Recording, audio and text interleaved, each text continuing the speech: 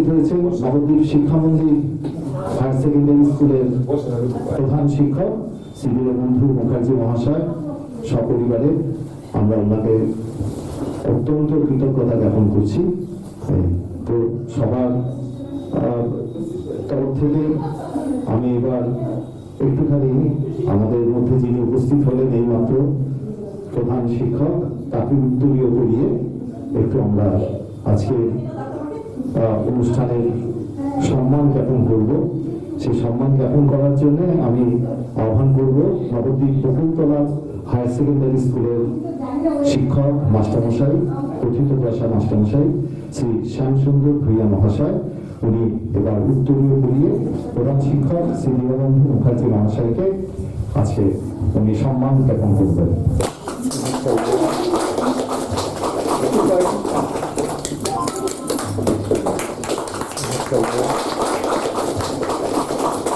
অতিথি হিসেবে আমরা তাকে বরণ করে নিচ্ছি।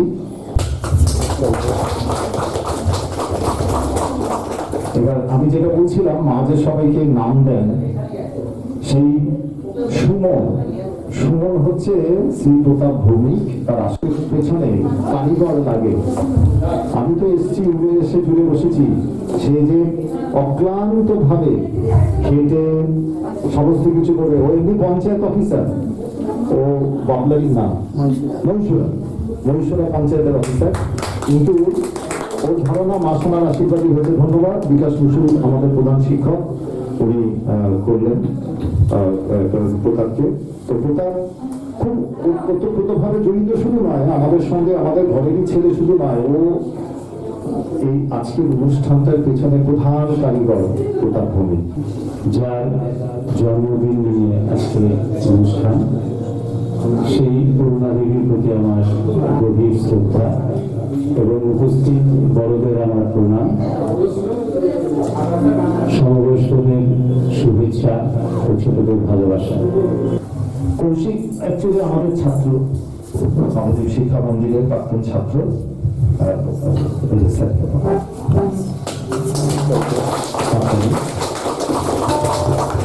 তোমার এই বই থেকে অন্তত একটা গান তুমি এখানে অ্যাডিশনাল, তোমার নিজের চয়েস বাদে একটা গান তুমি থেকে গাইবে সামনের বার। একটা ইন্ডিকার জন্য এখানে আপনারা যারা এসেছেন তারা প্রত্যেকেই তার স্মৃতিকে বহন করছেন, তার শ্রদ্ধার জন্য এসেছেন, তার প্রতি শ্রদ্ধাশীল হয়ে এসেছেন। আমি প্রত্যেককে আমার হৃদয়ের অন্তঃস্থল থেকে ধন্যবাদ জ্ঞাপন করছি এবং নমস্কার জানাচ্ছি। আমার অন্তঃস্থ প্রণাম আপনাদের সকলকে জানাচ্ছি। ঘটনা হচ্ছে যে এখানে বেশি কথা বলার ব্যাপার নেই, কারণ সব দেখছি শিল্পী আছেন। মাস্টারমশাই গান করলেন, আমার মেয়েটি এবারই মাধ্যমিক দেবে, তবু সেটা আমি তো এতটাই রিকোয়েস্ট ছিল যে আমি আসতে বাধ্য হয়েছি। ঘটনা হচ্ছে যে স্মৃতি, এই যে মায়ের স্মৃতি আমরা পালন করছি, তার সারা জীবনের কর্মব্যাপ্তির যে কর্মকাণ্ড সেগুলোকে যাতে আমরা ভুলে না যাই। এই স্মৃতি চারণমূলক যে অনুষ্ঠানগুলো, এই অনুষ্ঠানগুলো কি হয় আমাদের মধ্যে একটা প্রেরণা জায়গায়, কি যে সেই মানুষটাকে নিয়ে যখন আমরা স্মৃতি রোমন্থন করি, তখন সেই মানুষটার ব্যক্তিটা কেমন ছিলেন, তার চরিত্রটা কেমন ছিলেন, তিনি সমাজের জন্য কি করে গেছেন, তার কর্মকাণ্ড নিয়ে আমরা আলোচনা করি। তখন আমাদের নিজের জীবনের কর্মকাণ্ড, ব্যক্তিগত চরিত্রের উপর আমাদের হাত পড়ে। আমরা তো সব স্বাভাবিক, প্রত্যেকটা মানুষই স্বাভাবিকভাবে নিজস্ব চলনে গতিশীল হতে চাই, কিন্তু নিজস্ব চলনে গতিশীল হতে গিয়ে দেখা যায় প্রায়শই আমরা অধিকাংশ ক্ষেত্রে ভুল করছি বা আমাদের জীবন চরিত্রের প্রতি হাতটা সেরকম পড়ে না। তাই পূর্বজ যারা চলে গেছেন তারা তাদের যে ভালো কর্মকাণ্ড, তাদের নানান যে সমাজের প্রতি তাদের যে কর্তব্য, নিষ্ঠা এবং ভালোবাসা মানুষের প্রতি, সেগুলো যখন আমরা রোমন্থন করি, তখন কিছুটা হলেও আমাদের জীবনে, আমাদের ব্যক্তিগত জীবনে সেটা প্রভাব এসে পড়ে। তখন আমাদের কোথাও জানি না মনে হয় যে আমিও অরুণা মায়ের মতো চরিত্রে যদি হতে পারি। এইটাই উদ্দেশ্য, আর কোনো কিছু নয়। এরপরে আরেকটা উদ্দেশ্য হয়, সেটা হচ্ছে যে যিনি চলে গেছেন, অ্যাকচুয়ালি কোনো মানুষ চলে যায় না, এই যে জড়দেহের মৃত্যুটা ঘটে আমাদের প্রত্যেকেই। তিনি আজকে চলে গেছেন, একদিন আমাকেও চলে যেতে হবে। এই জড়দেহের দেহটা যখন আর মানে কার্য করার মতো থাকে না, তখন তাকে পুড়িয়ে দেওয়া হয়, দেহটার মৃত্যু ঘটে। দেহের মধ্যে যেটা থাকে সোলটা, তার তো কোনো বয়স হয় না, তার তো আবার পুনঃপ্রাপ্তি ঘটে। এখন প্রশ্ন হলো, সেই সোলটা কোথায় যাচ্ছে? করুণাময়ের সোলটা কোথায় গেল? সেই সোলটার জন্য আমরা স্বস্তি কামনা করি, শান্তি প্রার্থনা করি। তো শান্তি কিভাবে আসে? যেমন ভাবে তিনি যেমনটা চেয়েছিলেন, তার এই যে সন্তান অমিতাভদা, তার অমিতাভদা এবং তার পরিবার, তার যে সংসার, যাদেরকে তিনি রেখে গেছেন, তার অনুগামী যাদেরকে তিনি রেখে গেছেন, সেই অনুগামীদের প্রতি, সেই সন্তানের প্রতি, সন্তানের আবার সন্তানের প্রতি তার যে আশা, সেই আশাগুলো তারা যদি ঠিকঠাক পালন করে, তাহলে নিশ্চয়ই তার সোলটা স্বস্তিতে থাকবে। কারণ সোলটা তো ঘুরে বেড়াবে না, আমরা সকলেই জানি। সে নিশ্চয়ই কোনো মায়ের গর্ভে চলে এসেছে। এবার মায়ের গর্ভে যে তিনি এলেন, কেমন মাসে পাবেন? এইটা কিন্তু মূল প্রশ্ন। আমরা যা কিছু করি না কেন, অরুণা মায়ের স্মৃতি রোমন্থন করছি, এটা ভালো কথা। অরুণা মায়ের মতো হওয়ার চেষ্টা করছি, এটা ভালো কথা। কিন্তু এটাও প্রশ্ন যে আমরা ব্যক্তি জীবনে কেউ কিন্তু নির্ভুল নয়। যিনি চলে গেছেন তিনিও নির্ভুল নন, আমরা কেউ নির্ভুল নই, কেউ নির্ভুল নয়। তাহলে আমরা আমাদের মূল জীবনের প্রশ্নটা আমাদের এখানে থাকা উচিত। সেটা হচ্ছে যে আমরা আমাদের এই যে সোলের যে পুনঃপ্রাপ্তি, অর্থাৎ আমি এবার নেক্সট কোথায় যাবো, কোন মায়ের গর্ভে যাবো, কোন বাড়িতে যাবো, আবার কোন স্কুলে গিয়ে তিনি শিক্ষকতা করতেন, আবার কোন স্কুলে শিক্ষকতা করবো, শিক্ষকতা করবো না আদৌ অন্য কিছু করবো, কি করবো, এই প্রশ্নটা নিয়ে জীবনে সব থেকে বেশি জোর দেওয়া উচিত। আর এই প্রশ্নটাই আমাদের গঠনশৈলীটা তৈরি করে দেয় যে জীবনে আমরা কোথায় যাবো। আমি প্রত্যেককে আবার আপনাদের নমস্কার জানিয়ে, ধন্যবাদ জানিয়ে আমার কথা বলার চেষ্টা অনেক ধন্যবাদ। তবে আমি একটু সবিনয়ে বলি, আমি যেটা ফিল করি, রিয়ালাইজ করি, হ্যাঁ, সেটা হচ্ছে যে আমার মাই সবটা করাচ্ছেন, আমি কিচ্ছু করতে পারছি না, আমি কিছু করতে পারিও না, আমার কোনো ক্ষমতাই নেই। আমি প্রতিনিয়ত ফিল করি যে তিনি আমাকে দিয়ে, হয়তো আমাকে দিয়ে কিন্তু কাজগুলো তিনিই করাচ্ছেন সুচারুরূপে, সুন্দরভাবে। এই আজকে সবার এই যে ভালোবাসা, আশা, এখানে সবকিছুই সবগুলো তিনিই করাচ্ছেন। যাই হোক, আমরা খুব সুন্দর একটা বক্তব্য শুনেছি। আমাদের মধ্যে অনেকক্ষণ বসে আছেন, আমাদের মধ্যে আছেন একটা বড় শিল্পী, প্রধান শিক্ষক বিকাশ বসু। আমরা একটু তার সুমধুর কণ্ঠের একটু সঙ্গীত শুনি।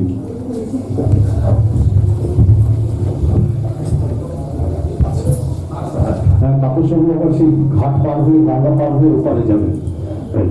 হ্যাঁ, তাপস বাবু সামনের বারও কিন্তু করুণার সঙ্গে আপনার কণ্ঠে শুনবো।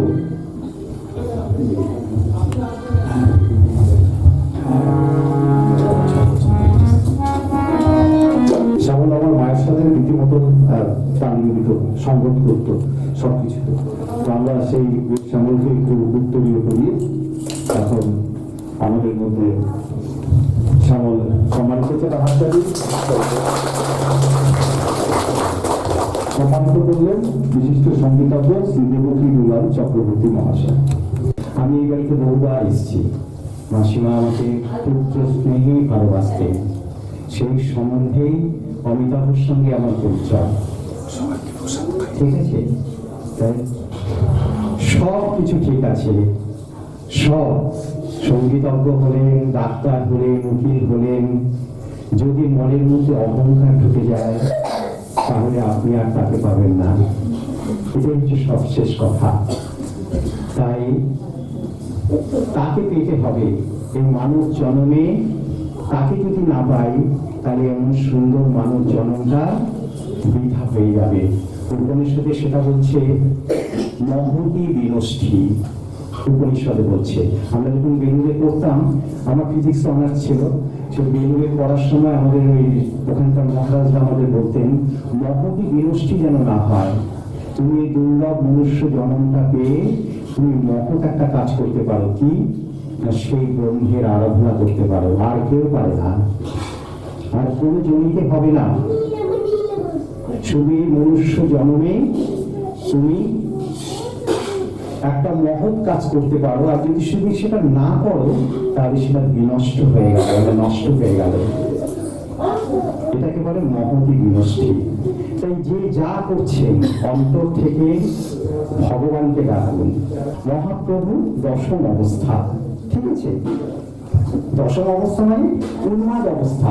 কৃষ্ণ প্রেমের যিনি উন্মাদ, তিনি পুরীতে ছিলেন, জগন্নাথ মন্দিরে ঢুকেছেন, ঢুকে বলছেন কোথায় কৃষ্ণ, কোথায় কৃষ্ণ। পাগলের মতন খুঁজছেন।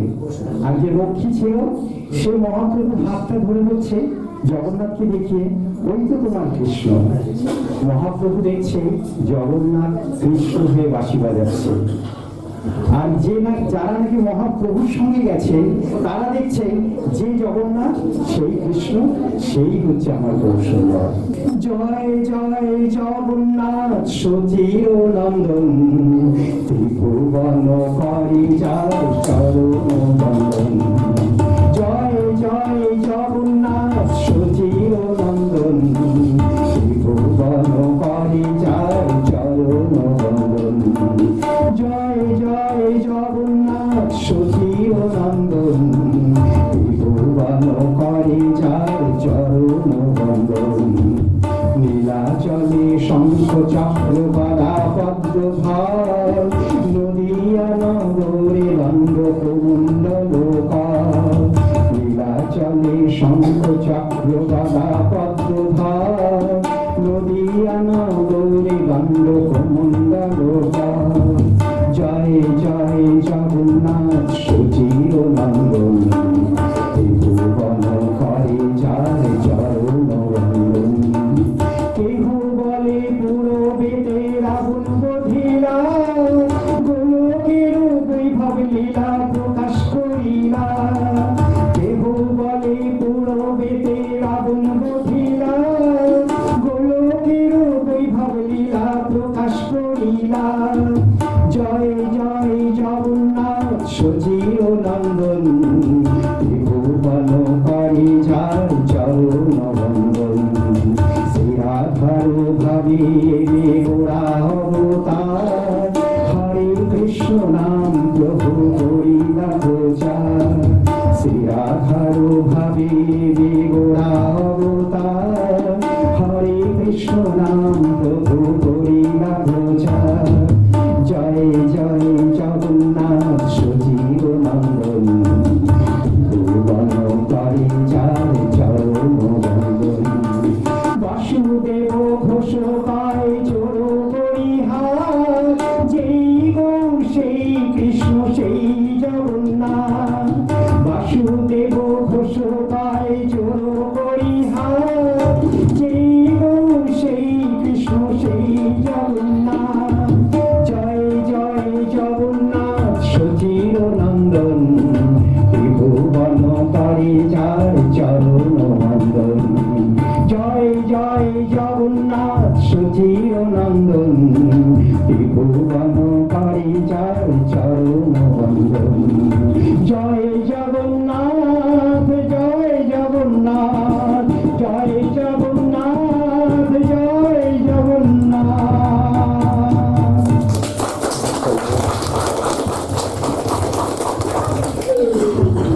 আমি যখন ছোট ছিলাম খেলতে যেতাম মেঘের তলে। একদিন এক মেঘ বালিকা প্রশ্ন করল কৌতূহলে, এই ছেলেটা নাম কি রে তোর? আমি বললাম পুষ্পন্ত। মেঘ বালিকার রেগেই লাগলো, মিথ্যে কথা, নাম কি এমন হয় কখনো?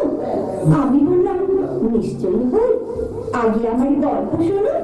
সে বলল শুনবো না, যা, সেই তো রানী, সেই তো রাজা, সেই তো এক ঢাল তলোয়ার, সেই তো একই রাজার তোমার পক্ষীরাজে, শুনবো না, ওসব বাজে। আমি বললাম তোমার জন্য নতুন করে লিখবো তবে। সে বলল সত্যি লিখবি? বেশ, তাহলে মস্ত করে লিখতে হবে, মনে থাকবে, লিখে কিন্তু আমায় দিবি। আমি বললাম তোমার জন্য লিখতে পারি এক পৃথিবী। লিখতে লিখতে লেখা যখন সবই মাত্র 2-4 পাতা, হঠাৎ তখন ভূত চাপলো আমার মাথায়। খুঁজতে খুঁজতে চলে গেলাম ছোটবেলায় মেঘের মাঠে। গিয়ে দেখি চীনা মুক্ত একটিও নেই একার নাটে। একজনকে মনে হলো ওরই মধ্যে অন্যরকম। এগিয়ে গিয়ে বলি তাকে, তুমি কি সেই মেঘ বালিকা? তুমি কি সেই? সে বলেছে মনে তো নেই, আমারও সব মনে তো নেই। আমি বললাম তুমি আমার লেখার কথা বলেছিলে। সে বলল সঙ্গে আছে, ভাসিয়ে দাও গায়ের ঝিরে। আর হ্যাঁ,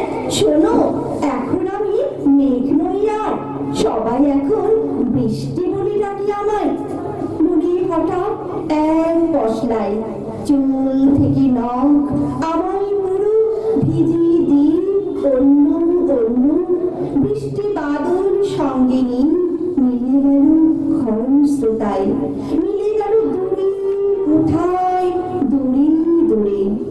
বৃষ্টি বলে ডাকে আমায়, বৃষ্টি বলে ডাকে আমায়, আপন মনে বলতে বলতে আমি কেবল বসে রইলাম ভিজে একসা কাপড় জামাই, গাছের তলায় বসে রইলাম। বৃষ্টি নাকি মেঘের জন্য? এমন সময় অন্য একটি বৃষ্টি আমায় চিনতে পেরে বলল, তাদের মন খারাপের কি হয়েছে? যাও ফিরে যাও, লেখো আবার। এখন পুরো বর্ষা চলছে, তাই আমরা সবাই এখন নানান দেশে ভীষণ ব্যস্ত। তুমিও যাও, মন দাও গে তোমার কাজে। বর্ষা থেকে ফিরে আমরা ফিরে যাব তোমার কাছে। এক পৃথিবী লিখবো আমি, এক পৃথিবী লিখবো বলে ঘর ছেড়ে সেই বেরিয়ে গেলাম, ঘর ছেড়ে সেই ঘর বাঁধলাম গহন বলি, সঙ্গে শুধু কাগজ কলম। একাই থাকবো, একাই দুটো ফুটি খাবো, দু এক মুঠো দুটো বাড়ি। যখন যারা আসবে মনে তাদের লিখবো, লিখেই যাবো। এক পৃথিবীর 100 রকম স্বপ্ন দেখার সাধ্য থাকবে যেরূপ কথার, সেরূপ কথা আমার একার। ঘাড়ে গুজে দিন লিখতে লিখতে, ঘাড়ে গুজে রাত লিখতে লিখতে, মুছেছে দিন মুছেছে রাত। যখন আমার লেখবার হাত অসাড় হলো, মনে পড়ল সাল কি তারিখ, বছর কি মাস, সেসব হিসেব আর ধরিনি। লেখার দিকে তাকিয়ে দেখি এক পৃথিবী লিখবো বলে একটি খাতাও শেষ করিনি। সঙ্গে সঙ্গে ছমছমে বৃষ্টি এলো খাতার উপর, আজীবনের লেখার উপর। বৃষ্টি এলো এই অরণ্যে, বাইরে তখন গাছের নিচে নাচছে ময়ূর আনন্দিত। এ গাছ ও গাছ উড়ছে পাখি, বলছে পাখি এই অরণ্যে কবির জন্যে আমরা থাকি। বলছে ওরা কবির জন্যে আমরা কোথাও, আমরা কোথাও, আমরা কোথাও হার মারিনি। কবি তখন কুটির থেকে তাকিয়েছে অনেক দূরে, বনের পরে, মাঠের পরে, নদীর পরে, সেই যেখানে সারা জীবন বৃষ্টি পড়ে, বৃষ্টি পড়ে, সেই যেখানে কেউ যায়নি, কেউ যায় না কোনো দিনই। আজ শেষ ঝর্ণা তলায় এরই প্রদীপ ছুটে বেড়ায়, সোনার মোরা মেঘ পড়িনি, কিশোর বেলার সেই পড়িনি। সোনার মোরা মেঘ পড়িনি, কিশোর বেলার সেই পড়িনি। এই কবিতাটি আমার মেয়ের পড়ার কথা ছিল, তো শরীরটা ভালো নেই। সঙ্গীত শিল্পী শ্রী রেবতী দুলাল চক্রবর্তী।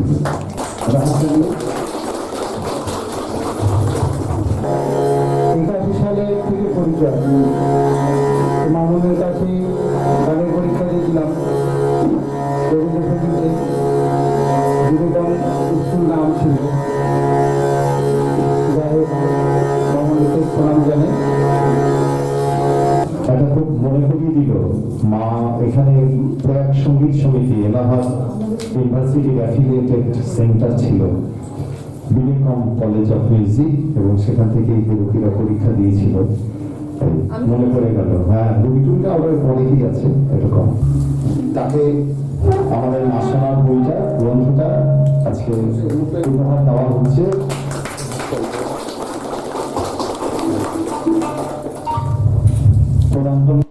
খুব বেশি। একটা মা যা যা কাজ করেন সমস্ত কাজ সামলে অনেক রাতে বসে বসে আমার কবিতা লেখেন। উনি আমার অনুপ্রেরণা। এত মানে মনের জোর, এত ওষুধপত্র খেয়ে তবুও উনি এইভাবে লড়াই করছেন। এসব সেই কখন এসেছেন তবু উনি এতক্ষণ ধরে বসে আছেন ধৈর্য সহকারে। উনি ওনার লেখা একটা কবিতা শোনাচ্ছেন। জিনার উপলক্ষে আজকে জন্মজয়ন্তী, জিনার চন্দ্র শতকোটি প্রণাম জানিয়ে আমি একটা কবিতা পাঠ করছি, আমার স্বরচিত কবিতা। কবিতার নাম ইচ্ছা। স্বপ্ন আমি দেখেছিলাম আজকে বিছানায়, উড়ে উড়ে যাচ্ছে আমি কোন অজানায়। পাখির মতো ডানা মেলে চলছি ভেসে ভেসে, পাহাড় নদী হচ্ছে যে পার, যাচ্ছি নতুন দেশে। আনন্দিতে গাইছি কত সুর বেসুরো গান, পাখির সঙ্গে মিলে মিশে করছি কলতান। যখন ঘুমটি ভেঙে গেল অবাক হলাম মনে, বিছানাতে আছি আমি ঘরের একটি কোণে। সত্যি যদি পাখির মতো থাকতো দুটি ডানা, কোথায় উড়ে চলে যেতাম শুনতাম না মানা। আবার যদি নতুন করে জন্ম পেয়ে থাকি, বিধাতারই দারুণ দয়ায় যেন আমি হই এক পাখি। পাখির মতো ঘুরবো আমি ডানাতে ভর করে, বিশ্বজগৎ দেখতে পাবো দুটি নয়ন ভরে। কোকিল তোমার রেওয়াজ ছাড়া কত সুন্দর সুর, মন মাতিয়ে গা ভাসিয়ে যাও বহুদূর। ঈশ্বরের সৃষ্টিতে পেয়েছে দুটি দানা, যেথা খুশি সেথা যাও কেউ করে না মানা। রংটি তোমার কালো বটে তবে বসন্তের দুধ, ডাকলে তোমার মিষ্টি গলায় নেই তো কোনো ফুল। তুমি যখন বৃন্দাবনে আমের মুকুল নেই বাগানে, আমকে তুমি নিয়ে এলে ভালোবাসার টানে। সবাই বলে কোকিল কণ্ঠ ঈশ্বরের দান, তোমার সুরে সুর হয়েছে মানুষের এই গান। গান খাইয়ে চোখ রাখিয়ে তুমি ধরো তাল, তোমার সুরে এই মহিমা থাকবে চিরকাল। পুলক মুখোপাধ্যায়কে প্রথম আমরা একটু বরণ করে নেব। পুলক মুখোপাধ্যায় অনেক পরিচয়, গান, অনুষ্ঠান, সাংস্কৃতিক কর্মী, এলআইসি এসব বাদ দিয়ে বলছি। ও নবদ্বীপ শিক্ষা মন্দির হায়ার সেকেন্ডারি স্কুলের দীর্ঘদিন কর্মসমিতিটাকে চালিয়ে গেছে প্রেসিডেন্ট হিসেবে, দীর্ঘদিন চালিয়ে গেছে। তো আমার মানে কি বলবো, অন্তরের খুব ভালোবাসার মানুষ, তাকে উত্তরীয় করিয়ে সম্মানিত করছেন আমাদের শিল্পায়নের অধ্যক্ষা, এবং যিনি আজকে আমাদের অ্যাওয়ার্ড পেয়েছেন শ্রেষ্ঠ সাহিত্যিকের গীতিকা সাহা। বহু বই আছে, বহু কবিতা আছে। আমরা জানি যে সবশেষে খুব বক্স আর্টিস্ট, বড় আর্টিস্ট হয়, গীতিকার কবিতা সবশেষে শুনবো। আজকে আমাদের শ্রেষ্ঠ সাহিত্যিকের অ্যাওয়ার্ড পেয়েছেন অরুণাশ্রী শ্রেষ্ঠ সম্মাননা, সেই গীতিকা সাহা। নমস্কার, সকলকে যথাযোগ্য শ্রদ্ধা এবং শুভেচ্ছা। আমার সোনামার শারীরিক উপস্থিতি এখানে নেই, এটা ঠিক, কিন্তু আমি বিশ্বাস করি তিনি ছিলেন, তিনি আছেন, তিনি থাকবেন, তিনি সবার অন্তরে থাকবেন। সোনামা অতি দুর্লভ ব্যক্তি, যারা যারা গুণী ব্যক্তি তারাই দুর্লভ ব্যক্তি। এখানে এসে অনেক দুর্লভ ব্যক্তির সন্ধান পেলাম। আমি আমার লেখা একটি কবিতা পাঠ করে শোনাচ্ছি, যার নাম দুর্লভ। হিরে মানিক দুর্লভ বলে তাদের অনেক দাম, কীর্তিমানের কীর্তি দুর্লভ, তাই তো তাদের নাম। সময় মতো সবাই মরেন, কীর্তি থাকে পড়ে, সমাজ দেহের মানুষগুলো সেটা রাখেন ধরে। ভালো মানুষ, কাজের মানুষ, দুর্লভ তাদের সময়। সময় যাচ্ছে দ্রুত চলে, ভেবেই যেতাম পাই আগামীকাল বাঁচব কিনা এটা জানি না, এটা জানা কঠিন। তাই তো তারা খেতেই জানেন কিবা রাত্রি দিন। অতি দুর্লভ ব্যক্তি যারা সময়কে দাম দেন, তাই তো তারা মানব মনে আসন করে নেন। সময় থেকে করলে খেলা, মৃত্যু হলেই শেষ, থাকবে না তো কারো মনে স্মৃতির কোনো দেশ। প্রতিক্ষণই দুর্লভ অতি, এটা খাওয়াই ভালো, শুভ কাজে লাগলে সবাই, তবেই সমাজ আলো।